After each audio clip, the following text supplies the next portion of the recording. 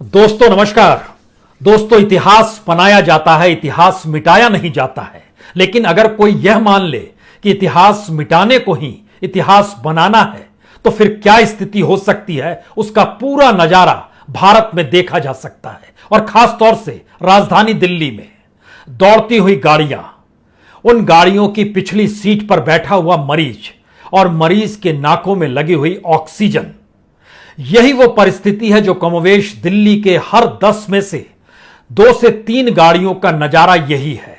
दिल्ली की सड़कों पर लॉकडाउन की परिस्थितियों में आपको सिर्फ 2 ही तरह के लोग दिखाई देंगे। एक, जिनके हाथों में सिलेंडर है। दूसरे, जो किसी तरीके से मरीजों को अस्पताल में भर्ती कराने ले जाना चाहते हैं। और जिन दुकानों में आपको भीड़ नजर आएगी वह मेडिकल की दुकान है। दवाई कहीं मिल नहीं पा रही, ऑक्सीजन की व्यवस्था कहीं है नहीं, वैक्सीन की परिस्थितियों से लोग अभी भी 2-2-4 हो रहे हैं। और इन तमाम स्थितियों में दिल्ली की सड़कों पर दौड़ते हुए ट्रक जिन पर ऑक्सीजन लदा है, दौड़ती हुई गाड़ियां जिनकी पिछली सीट पर मरीज बैठा हुआ ऑक्सीजन ले रहा है, और फिर ऑटो पर या फिर स्कूटर पर अलग अलग तरीके से ऑक्सीजन के सिलेंडर लेकर घूमते हुए लोग। ऐसी परिस्थिति दिल्ली ने कभी देखी नहीं थी। लेकिन यह परिस्थिति सिर्फ अस्पताल तक नहीं थमती है, बल्कि शमशान में भी इसी तरीके की कतार आपको नजर आएगी। तो एक सवाल आपके जहन में तुरंत आएगा, यह देश चला कौन रहा है? और अगर जो देश चला रहा है, क्या उसके जहन में यह सारी चीजें बिल्कुल नजर नहीं आती है? यकीन जानिए नजर आती है, क्योंकि दिल्ली के भीतर या कहें उसके बीचों बीच एक इमारत भी खड़ी हो रही है।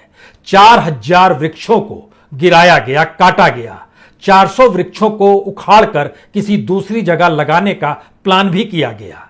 लेकिन आज भी वहां काम नहीं रुका है, क्योंकि वह इमारत इस देश में सेंट्रल विस्टा प्रोजेक्ट की है, जिसके दायरे में प्रधानमंत्री का घर भी आएगा, देश के उपराष्ट्रपति का घर भी आएगा, उनका भी निवास होगा और पार्लियामेंट भी होगी।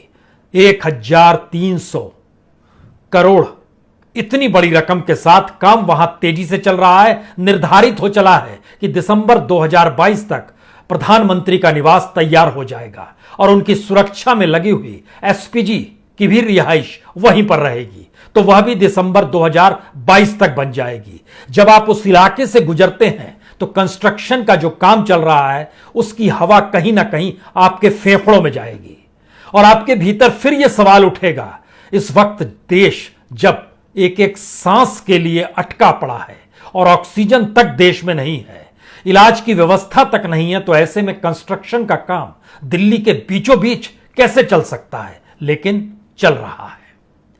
तीसरी परिस्थिति दिल्ली के हवाई अड्डे पर खड़े हुए विमानों को देखकर आप लगा सकते हैं, जहां 25 अप्रैल को पहली बार सिंगापुर से विमान आया था, मेडिकल इक्विपमेंट से लैस था, उसमें अलग अलग तरीके से जो भी मरीज को जरूरत है वो सारी चीजें लदी हुई थी। 40 टन होते होते 400 टन तक ये जा पहुंचा, क्योंकि बीते 7 दिनों के भीतर में 1-2 नहीं 2 दर्जन से ज्यादा हवाई जहाज दुनिया के अलग अलग हिस्सों से आए। लेकिन उन परिस्थितियों के भीतर भी सारे जहाज इसीलिए रुके थमे पड़े हैं क्योंकि पता ही नहीं था कि उसका डिस्ट्रीब्यूशन कैसे, किन हाथों के जरिए, कस्टम के हाथों से निकालकर कैसे सौंपा जाना है। आप कहेंगे यह रेड टेपिज्म है भारत के भीतर का।